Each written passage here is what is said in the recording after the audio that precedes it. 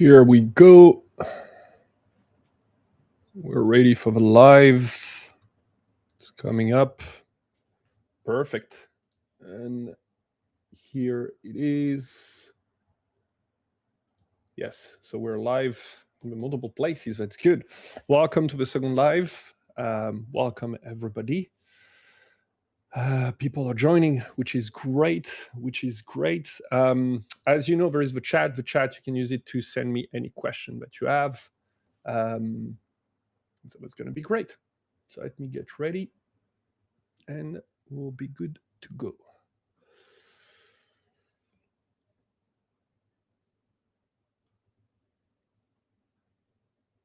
Okay.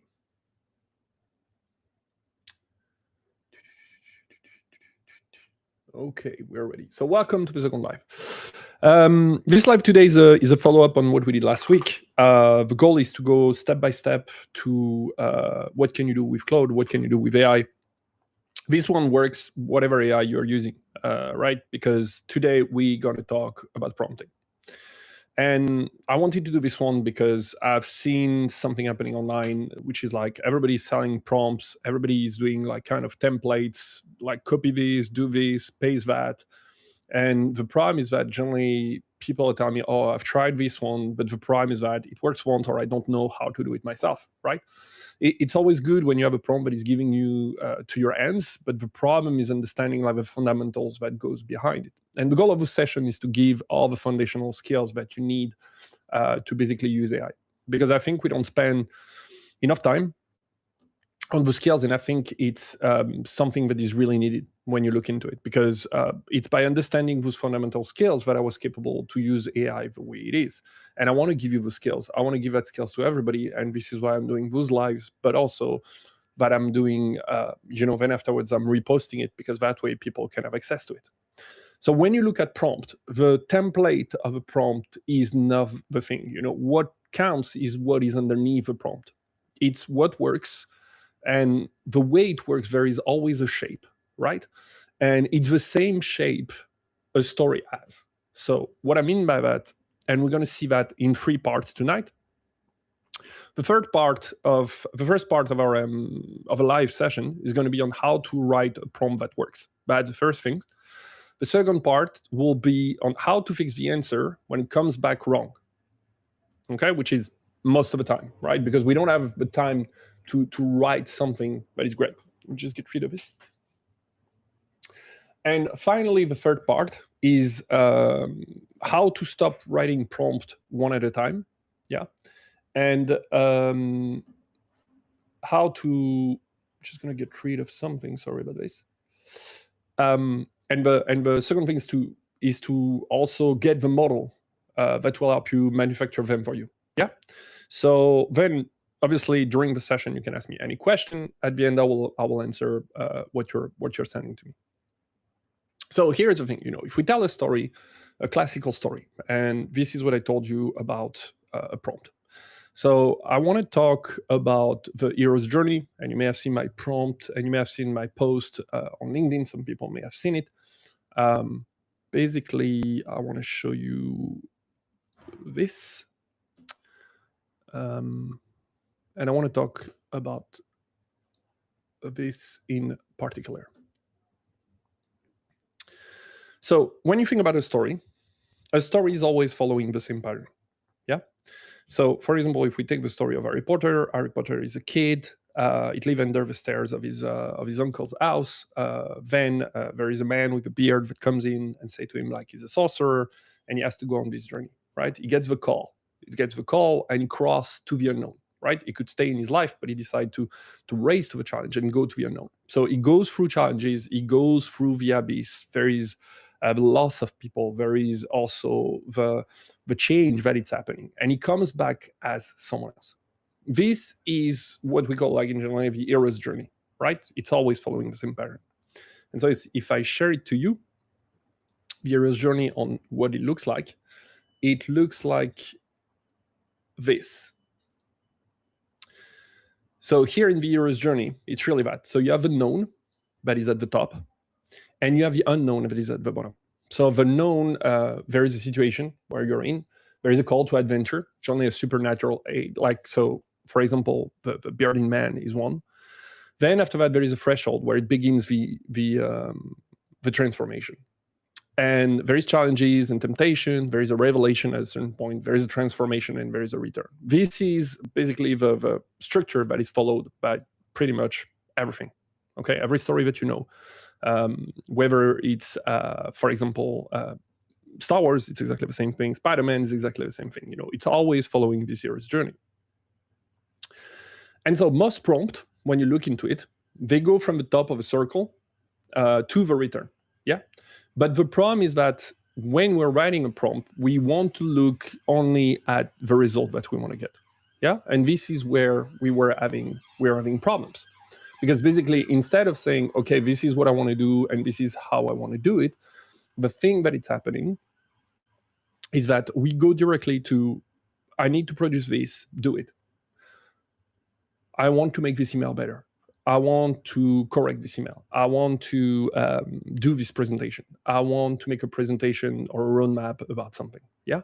So we're going directly to the return. We're not doing the context. We're not doing the situation. We're not talking about the challenge. Yeah. So when you look into that, and this is like what is really important, and we have to look into it, is that, and I'm going to show you this by writing it like I did last time. So here is that a prompt is following always the same thing. We have first a context. We have second a situation. We have a conflict. And we have the resolution. And in the middle of it, there is a transformation. So not the thing that anybody asks for, but what has to be different once the thing is done. And so the question is, how do you know what makes a good prompt? So not afterwards, not when you get the result, because once you get the result, it's easy to know if a prompt was good or not. When the answers come back and you know that it's rubbish, basically, you know that the prompt was wrong. So how do you know before you press enter that the prompt is good? Because if you cannot tell before, you're basically gambling on what's going to be the result that you're going to get, but also you're going to use a lot of token to get the result that you want. And so part one of this live is basically the anatomy. So what a prompt is made of, which part carry the weight, and which one stop working.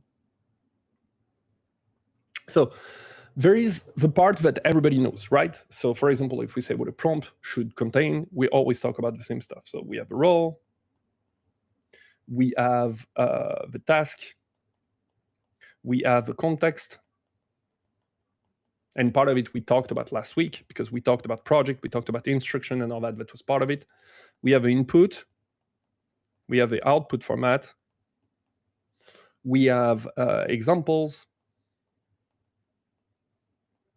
we have constraints, we have reasoning that goes with it, and we have structure. This is all the part that does a good prompt. So if you ever read anything about prompting, this is the list that you got. Okay, whether you use an acronym or not, like whether you use an acronym like CoStar, for example, they're all the same part, the same 9 parts in a different order. So the most popular free guide, that you can find, which is promptingguide.ai, and I will give it as a link. It simplifies a little bit, where basically the way it is talking about it is that it talks about, just going to put that here. It talks about instruction. It talks about, the second thing that it talks about is context. Then it talks about input data. And it talks about output. Okay, this is what it talks about. And this is basically like the list in a nutshell. Okay, this is what you had before. And a list of parts That's the problem that we have there. Is not a prompt. It tells you what the prompt can contain, but it doesn't tell you which of them the prompt needs and which of them like it's doing, right? So if we take back, to what we were talking earlier, and we were talking about this, so the context, situation, conflict, and resolution. If we come back to that, super important that basically the context that we have in there is basically who I am, what is this for? If we simplify. If we're talking about the situation, right, which is our second point, we are talking here about the input. That's the first thing. And then we're talking here about document. We're talking here about data. We're talking about anything that you can give, right? The state of the union, like what is happening, who are the people in there. 3, now the conflict. The question is, what is the conflict in a prompt? So for example, here we're talking about risks. We're talking about the goal. We're talking about what is at play. So for example, if you have a budget that needs to be approved, this is part of the conflict, right? If you're doing a presentation, and this presentation is to gain a contract, this is what is at play. Now there is 4, which, as I said, there is a transformation that is happening in there, right? So the transformation here is what has to be true.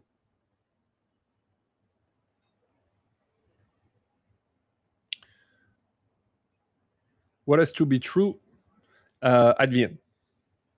Okay, and this part, nobody does it.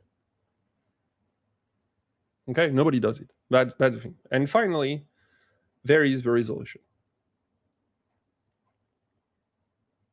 And the resolution is basically the output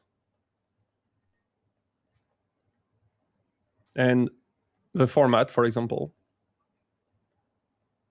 that is part of the resolution. It could be the length, it could be the structure, it could be the way you give it. It could be an image, it could be a PDF, it could be whatever you want. So when you look into it, the 9 parts that we talked before, so these 9 parts that are here, right? These are basically your vocabulary, if we simplify it, right? This is basically your vocabulary. And everything that is underneath, the shape in itself here, it's the grammar. Yeah. So this is why, you see that problem with a list, it doesn't make necessarily a good prompt. You can follow the list and still make a bad prompt. So now let's imagine that we want to build a good prompt. What could it look like? Yeah. And so if we talk about the good prompt versus a bad prompt, we could say, for example, and I'm going to show you that in my Claude directly.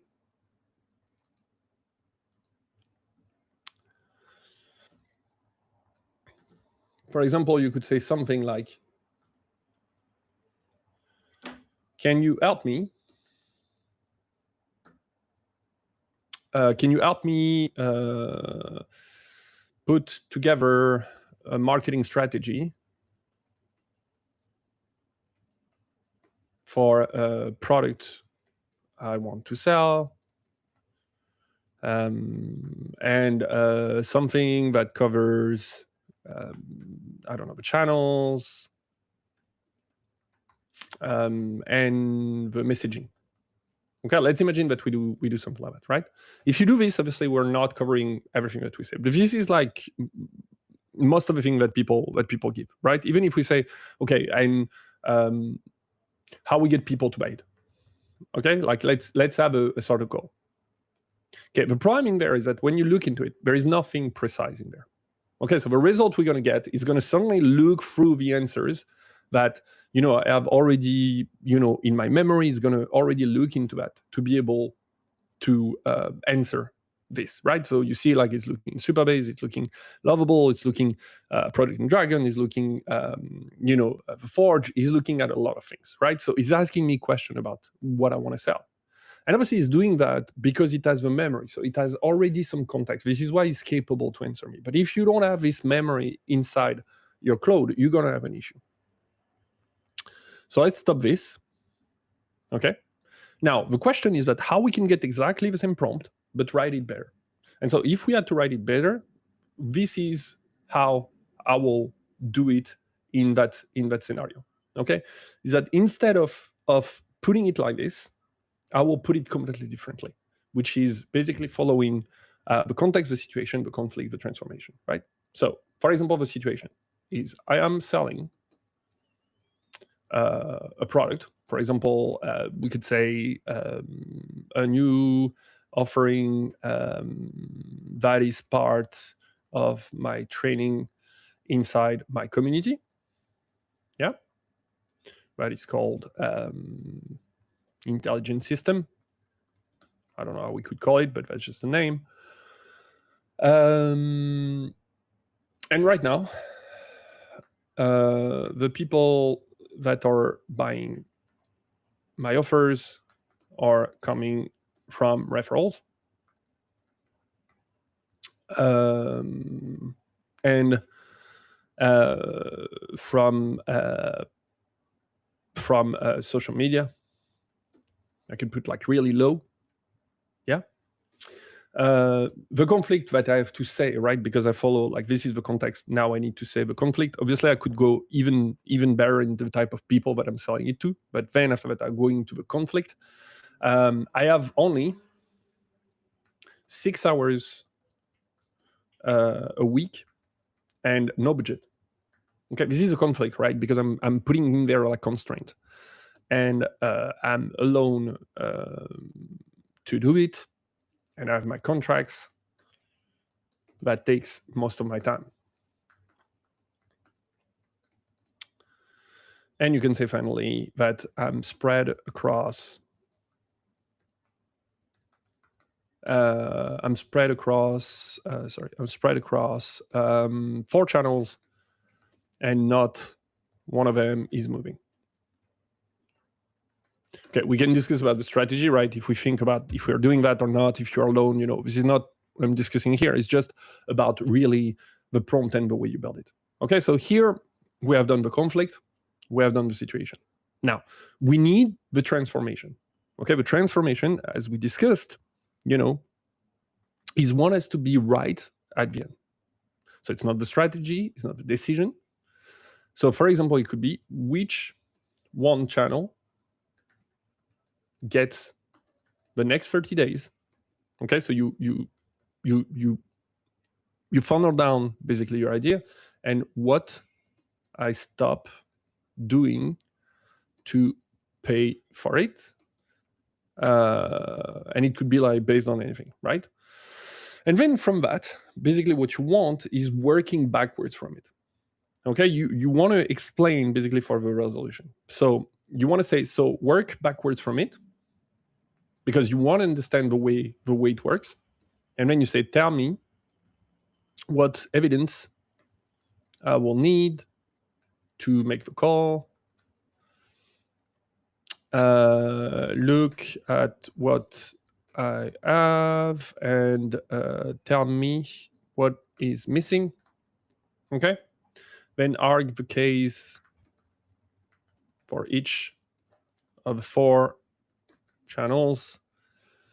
Pick one and tell me what would have to be true what would have to be true for you to be wrong, for example. And then you will say the output. So the output is 1 page, the decision at the top, the reasoning under, and the list of what I stop. So as you can see, here, this is how we'll do like one of my prompts. Okay. And so it's super important to think about all of that, right? It's super important to think about the context. It's super important to think about the situation, the conflict, the transformation, and also the resolution that goes behind it. Yeah. So obviously, if I share this now, this will be way much better at answering me than the one that is at the top. Okay. And I can improve it even more.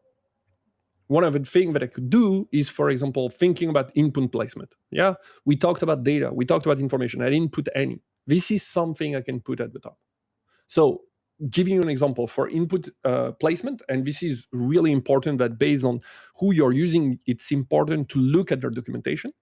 Anthropic, for example, as a guidance, they have in their documentation, they say to put the long document at the top. They say to put it above your question and your instruction.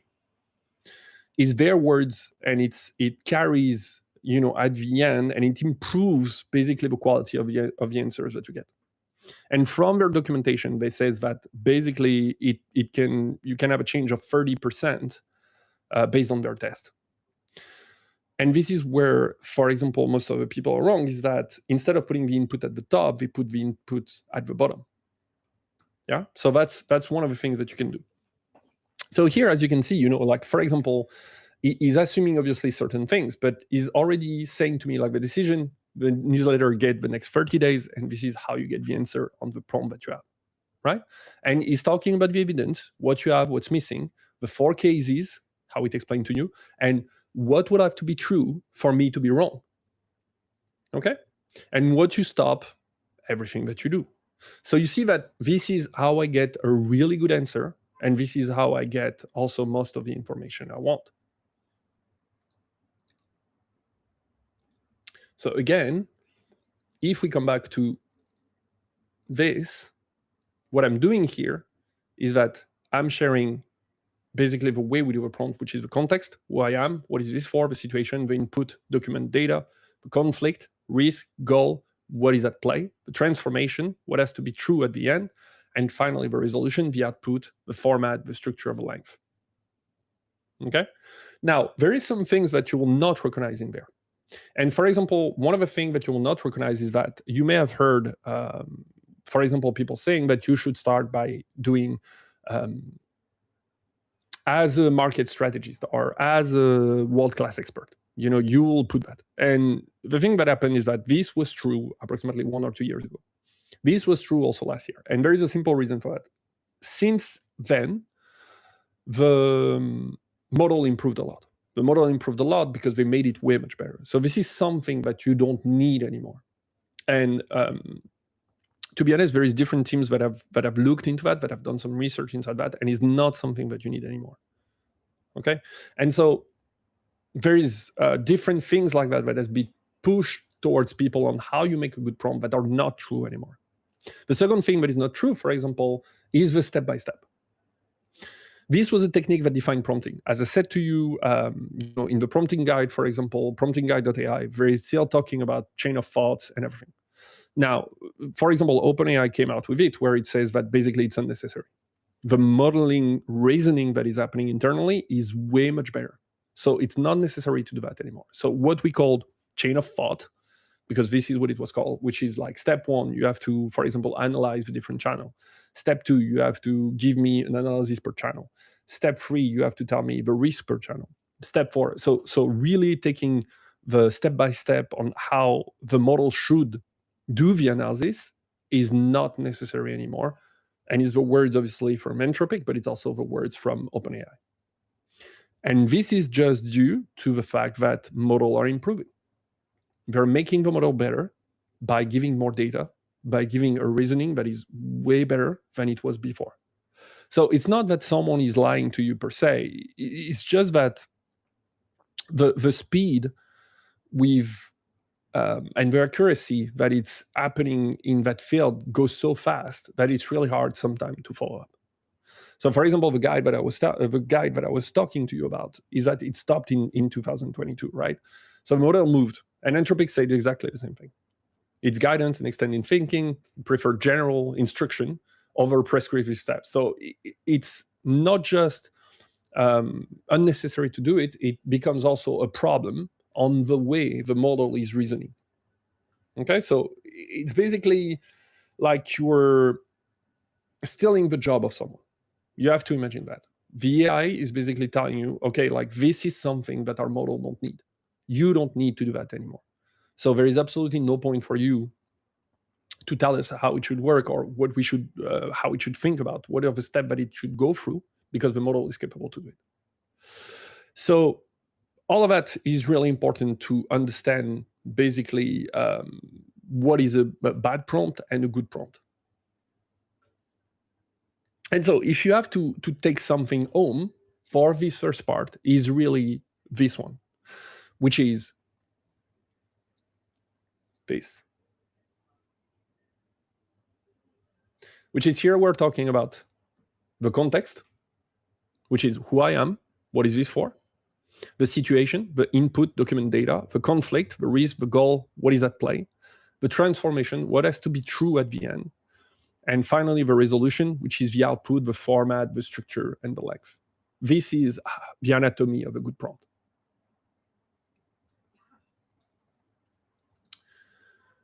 Now, this was part one.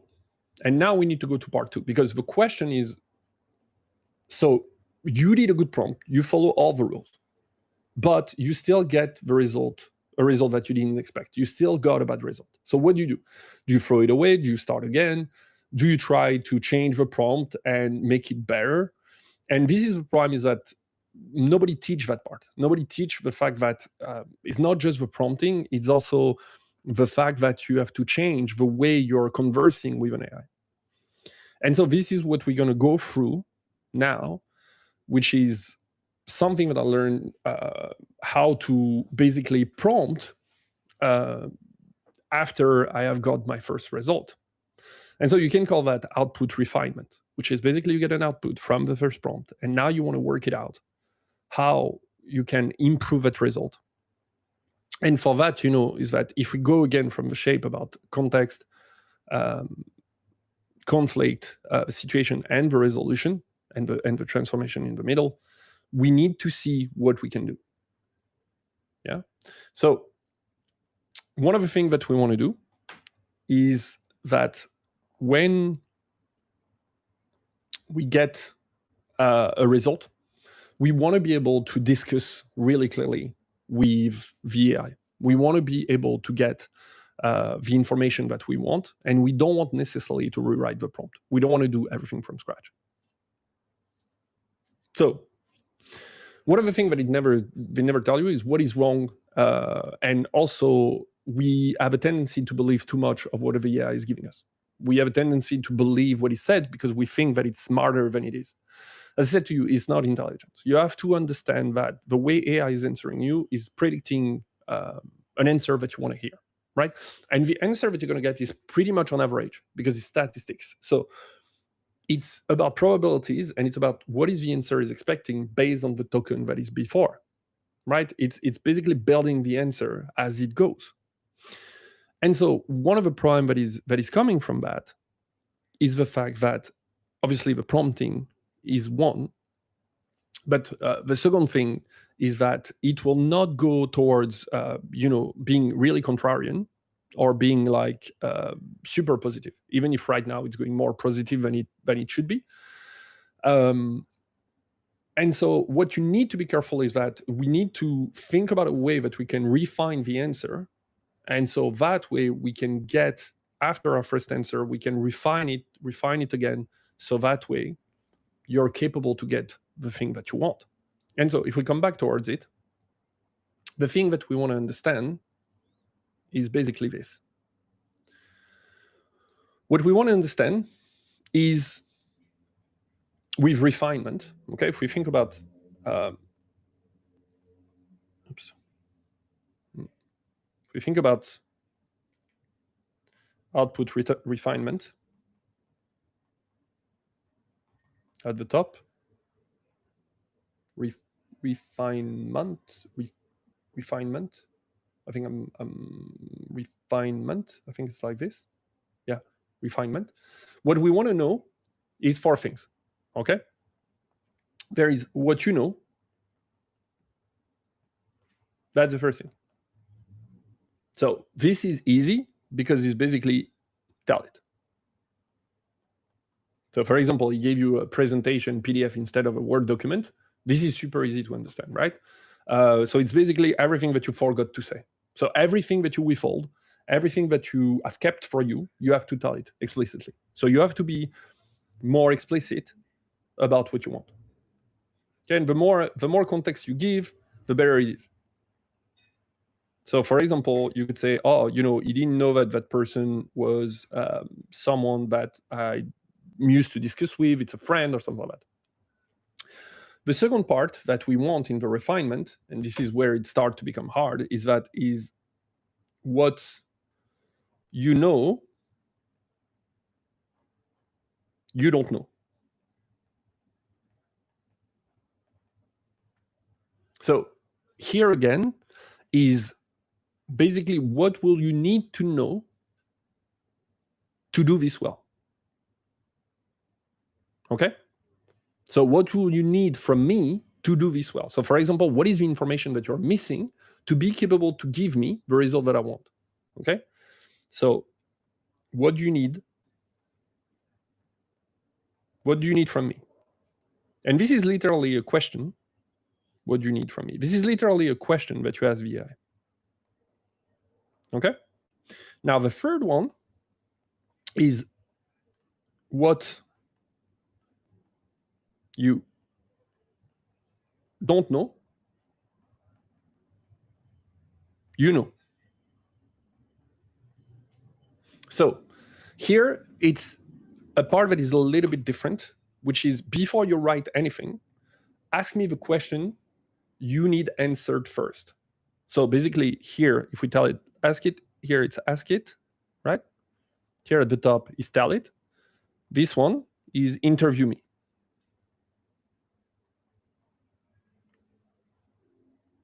Okay? So this is a little bit different from the other one. So it's basically before you write anything, ask me the question you need answered first. So maybe it's something that you don't know about. Okay? So this is what you need. This is what you need to basically get before you will get the best result. Now, finally, 4 is what you don't know.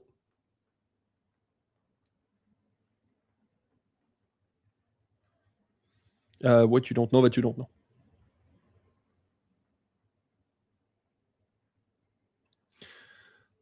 So here is an incredible thing. And this one basically is make it tell you. So here is an incredible thing, right? Is that we have a model that knows about crazy amount of information in our end. The question is how can we get that power in our end, is how we can basically have a conversation where it's telling us stuff that we don't know. So one of the things that, for example, I like to do is telling it to do some user research, is telling it to look at best practices, is telling it to look at, for example, Reddit conversation, GitHub, is to look for stuff that I have no clue where it is, right? Obviously, you can orientate it a little bit, and you can, for example, hear about something for one time. But the thing that you don't know, this is the hardest part. What you don't know that you don't know is the hardest part to get. But this is where the model can be really good. And so when you look into it, generally, this is like part of what you miss inside the conversation. Because the first one is really easy. Okay, because what you know, just tell it everything that you want to tell, right? The thing that you don't know, the thing that you know you don't know is basically ask it. So what you need from me. Okay, so basically it's the stuff that the model needs, but you don't know that it needs it. Okay, then what you don't know, you know. So before you write anything, ask me the question you need answered first. And so once you have all that, it's really easy to get an answer that is way much better. It's really easy to get it. So if we come back to our test, I just want to show this. What does it look like for our test? Even if we get the prompt right or wrong, even if we get something that looks like what we want to talk about, here we can say, okay, what is the conversation that I will get to be able to do something better? So for example, what I like to do here is, for example, ask, challenge me in my thinking, for example. This is one that you can get. Okay? And you can say, to do that is that, for example, you can say, it's really important that you ask it to be contrarian with you. So, for example, you can say, don't be polite. I am okay with conflict.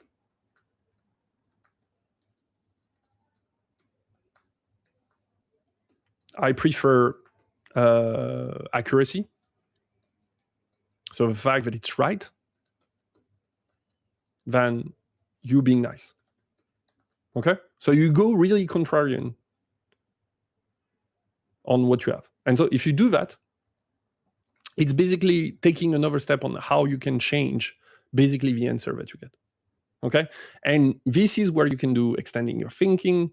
This is how you can challenge what you think. This is also how you can get external opinion. This is also how you can copy. Also, for example, the best brand or the best practices that is done out there. You don't have to know everything. This is the beauty. This is the beauty of what we have. We don't need to know everything. You see, like it's telling me, here is what I think you're wrong, including where I was. You asked the wrong question and I answered it anyway. You told me referrals convert and broadcast doesn't. This is the problem with AI exactly. You see, it's because if you tell it something, it will follow what you think. It will tell you what you want to hear. It will answer your question even if it doesn't make sense. And so even if you're right in the way you do the prompt, even if you're right in what you have built here, even if you follow exactly the structure that you want, it doesn't mean that the answer is good. And this is where people are wrong. And this is where I like, a little bit Dr. House, which is, he has those different rules. Like, for example, the patients are always lying. And so the question is about what? It's not about if they're lying, it's about what. And you have to understand that the AI is exactly the same thing.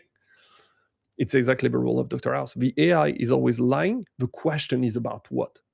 And you have to find out what it is. And this is how you refine the output. Okay, so this is where you see, for example, in this result. Tell me you asked the wrong question and I answered it anyway. You described the offer to me by name only. The time constraint isn't real in the way you framed it. My referral location was backwards and you should have caught it. The question, okay, like it's responsibilizing me in there, but this is another discussion. The question underneath all of this, which you haven't answered. So you see that is doing exactly what I want. Is putting that in mind. And this is where you can have conversation about that. Okay? So, for example, you can go from there, and I didn't read everything, but you could say, for example, okay, I read what you said, and if we had to do it again, how would you have done it? Ask me the question to get the answers you need to be able to take a decision. And here you see, like, this is just one part where I ask it to interview me, but there is another part. I want you also to do a search online and look at best practices on how to do this, right? So here I'm expanding the scope, okay?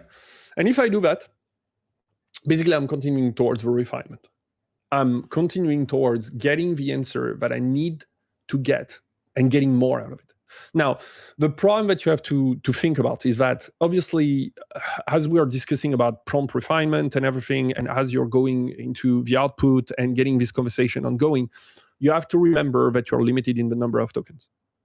You have to remember that each window, each context window is 1 million tokens. So everything that you do go towards this bank of token. And it's important to understand that what you're using as token is not only what you're putting, but it's all the conversation that you had before, right? So to be able to answer that question is not just taking my question and what was done before, is loading again all the conversation inside the context window, inside the token allocation that you have, and then after that giving you an answer.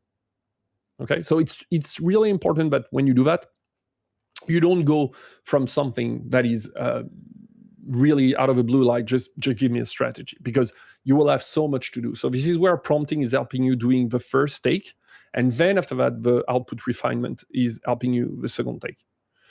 And so it's important to come back to the part one of this video, which is obviously how do you do the prompt, but also like reviewing potentially the other video that he was talking about memory, context, instruction, because all of that is helping your answers.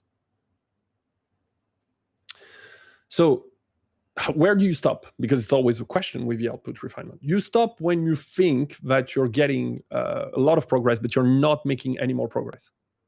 It's a little bit like the point where basically there is investment that you can put, and so at a certain point, putting more doesn't allow you to make like exponential difference in the result. So basically, you have to find that point where you get an answer that is good enough that you can stay with it. Now we are getting into the part 3, and the part 3 of all that is basically prompt refinement. And so prompt refinement is the last part, because it's good that, I showed you how you can prompt better. It's good that I showed you how you can change the output. This is one thing, but the question is that is how do you make a prompt, right, out of nowhere? Because if you don't know, how can you make the fact that you don't have to redo everything from scratch? So here is something I do not say very often, is that, for example, I'm not prompting. I'm honest with you, like most of the time, I'm not prompting anymore. And there is multiple reasons for that. It's not because, I'm got good at writing them. It has nothing to do with that. It's first of all, I applied every principle that I put in the first part of how I set up my Claude. So which means that because of my projects, in each one of my projects, I have instruction. In each one of my projects, I have also context file. So which means that when I use a project, there is already coming with a lot of information that is giving about the context. So that's one thing. The part 2 is also because when you're getting better at prompting, there is something that you do at the end, which is instead of each time prompting the same thing, if there is something that you reuse often, you transform it as another type of artifact that lives inside Claude, for example. There is a third reason, is because also I built a memory layer, and this memory layer is also helping me to be able to have a better result. And this also why I give more context in what I'm asking. So for example, if I have a project that is called Traction, and in there I call about marketing, I talk about communication, I talk about my social media. And so in my context, I have everything that talks about my voice, I have everything talking about what I offer, I have everything talking about my brand. And so I don't need to repeat that each time I'm prompting, because it's already there and it's already loaded in the context. So now the question is that, though, even if we do that, how can you make it better that you are refining your prompt, right? So that's really the last part that we want to do there. And this is how you're getting better at prompting. So there is 3 ways. There is 3 ways, and I'm going to show you all the ways, and you can tell me what you think about it. So the first way, and it's really simple, and I'm here, that's perfect. So, so here, if we talk about prompt refinement, we have 3 ways to do it. The first one, it's super easy, is that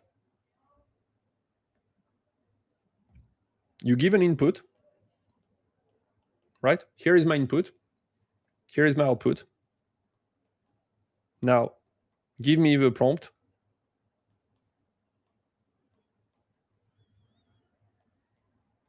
Give me the prompt that will help me get the output from the input, right? So basically, it's super simple. Is that reliably, I have an input, I have an output, give me the prompt that is giving me that. But as simple as that. It doesn't have to be more complicated than it. So basically, instead of you building the prompt, you're asking the AI to build the prompt for you. Okay, there is 2 reasons for that. First one, we're really bad at writing prompts. Second, the AI knows exactly what it needs to do. So because the AI knows itself, so whether it's OpenAI, whether it's Gemini, or whether it's Claude, the fact that you ask it to write the prompt directly, it's way much better. Okay, so that's the first simple way. The number two, and this is like the other way, is that basically you have the full conversation. Okay, so this one is the one that nobody does, and is the one that I prefer. And so, for example, you just spent a lot of time in doing a prompt, then after that, refining the answer, and you got a result. Okay, so you arrive at a result outside of the output refinement. Okay, and so you arrive at the end, and basically you say, this is what I wanted. This is what I wanted. And you say, please, would like to be polite with AI in case of one day they're mastering the world. So that way, they will remember us as someone that was polite to them. Please, now, write me the prompt. Write me the prompt that would have got this result in one shot. So super simple, right? You went through everything. And so obviously you can say include all the conversation and what we went through. And the correction we did. So you're basically asking the AI to go throughout the conversation, to go throughout its memory, to basically have all the information that is needed to build the prompt. This is what you're doing. That's it. So instead, again, of you trying to build the prompt, or you trying to ask the AI how to build a prompt, you're basically telling it, look, we have been through that. I have given you a prompt, but the problem is that in there, I didn't build the right thing. And so we went through this refinement. I want you to go through all our discussion and you rebuild the prompt for that. Okay? Now, there is a third thing that you can do, is basically you take a prompt template that exists. So it can be your prompt template, or it can be any prompt template that you find. And you say, this is a prompt that works for X. Okay? So you say like, this prompt work for X. I want to do Y.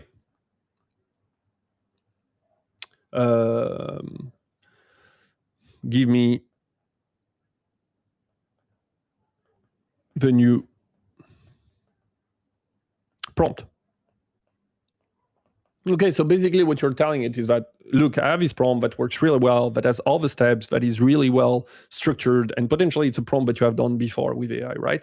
But now you have a new need. And obviously because you have a new need, this prompt is not fit for purpose. And so what you're just saying is that instead of you trying to create a new prompt, or instead of, you trying to find by refinement the result that you want, what you want to go from is basically to take a prompt that exists, say the new result that you want, or say what changed between the prompt and what you want to achieve, and basically say, okay, like give me the new prompt that will adapt to this. Okay? And what is super important in everything that you do, okay, whether it's 1, 2, or 3, and this is super important, is that you can use the principle of output refinement. What we did in the other part of this video. And what is the output refinement is telling you? Is that it's telling you to basically how you can improve that prompt. So for example, what you can say is that critique that prompt.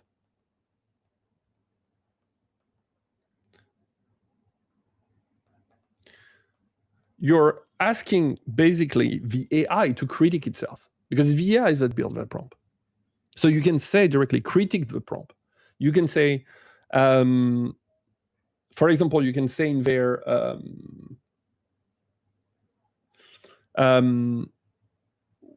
what part could leave place for interpretation.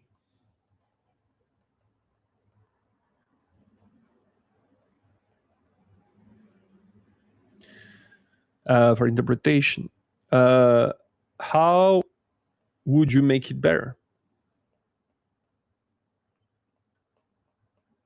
Make it better. How would you make it more robust? Yeah. So basically, the output refinement that we saw is also usable here. So which means that it's not just creating the prompt, but it's basically using the AI to first tell me which is the language that you talk. Then after that is using the AI to say, now that I know the language that you talk about, tell me what will make it better. And the cool thing is that with a new model is that the AI will be able to run simulation about its own prompt, will be able to run a simulation on fake data for you, and we'll be able to see the result and evaluating itself based on the answer that it gets. And so if you do the output refinement, after anything that you do, you will always get a better result. And this is why, like, as a tool, whatever you're doing, it's always good to do it. And so now the last important thing, and this is exactly what I told you, and this is the final about everything that we're talking about, is that once you have done all that, okay, you need to understand what you do with it. If you do the first route, and like basically building your prompt and then refining and then finding your prompt, this is basically route one, right? So you're basically at here, if we say that, you're at level 0, which is write your prompt. That's basically the first level you're in, and this is a skill that you need to master, because at the same time it tells you a little bit how to work it out, and everybody starts there, and it's really important to have it. Now you're at level 1, is that basically the model write the prompt. Okay. So that's the second thing. So this is when you see like people online telling you about prompt that they have done. Generally, it's basically they have give me 10 prompts that talks about marketing, right? And this is how they came out with it. So idea for business, if you want to do that and sell information, this is super easy to do. Now, the 2, right? You stop starting from scratch. So you obviously give enough information, you give enough context that it's starting from somewhere, and you know already what needs to be done, for example, in one particular project and all that. So it can be a brief, it can be like your own material, it can be whatever you want, but this is basically level 2. Now, level 3 is the prompt becomes a skill. We're going to talk about skills next time, but basically for me, a skill is like a super prompt. It's named, it's reusable, it contains way more stuff than just a prompt. Like this is something also, it contains like references, templates, it contains context and everything. The cool thing is that the skill is proper to you. Like nobody can really copy a skill. Like you can take a skill, but you will have to do some customization about it. That's the thing. There is a lot of skills that are given by Anthropic. And you can see like one of the skills that you need absolutely is the skill creator. I always talk about that, but it's super important that once you start using something again and again and again, you don't use prompt anymore. And I don't hear enough people talking about it, and I think this is really underrated on what you can do with a prompt. Yeah. So important that the prompt becomes a skill. So you make a skill out of a prompt. Now, what is the 4th level? Is that basically the skill run without you. So which means that there is a trigger, there is something that happened. It's whether it's scheduled, there is something that happened, and basically it reads something for you. It do all the work that you have to do, all the transformation that needs to happen, and basically giving you a result. That's the 4th level when you look into it or prompting. And so what we went through here today is basically from level 0 to level 2. We are about to see like obviously level 3 and level 4. So this is why it's super important that you understand, and if you have something to come up with, is that basically you need to describe, as we discuss here, you need to describe whether the input and the output That's the first way to build a prompt. So if we come back to it, if we come back to the 3 things that you need to do to basically build a prompt, whether you have input and the output, and you ask it to give me a prompt that will help me get the output that is expected, whether you distill it, right? So this is describing, if you look into it. I'm going to put it here. This is basically describing. This is distilling. And this is, I'm not talking here about whiskey, even if I love it. So distilling, which means that we got there, right? We arrive at this result. This is the result I want all the time. Now write me the prompt that will help me get that result. And finally, you have adaptation. And generally, this can work like in a row, right? Because you're describing, you have input, output, you get a prompt, you challenge it to make it better. Then after that, you're distilling, which is like, okay, like this is what we reach now. So now rebuild this prompt, and now you take this prompt and you're like, this prompt work. So now adapt it for something else. This is exactly what you need to be able to build prompt and mastering prompt. So I hope you enjoyed this live session. I don't know if I have any question. I'm going to have a look into that. Just remember that the template is not the thing, right? It's the shape underneath that counts in a prompt. So when the answer is wrong, the fix is whether in refinement, it's not a new prompt necessarily. You have always to be mindful where you're going, how much context you're using, how much token you're using, because especially if you're in a free model, or if you just have a pro model of pro version of most of the thing. But this is basically how you can do everything with prompting. So I truly hope that you enjoy it. Now I'm just checking if there is some questions, and which I'm just checking right now.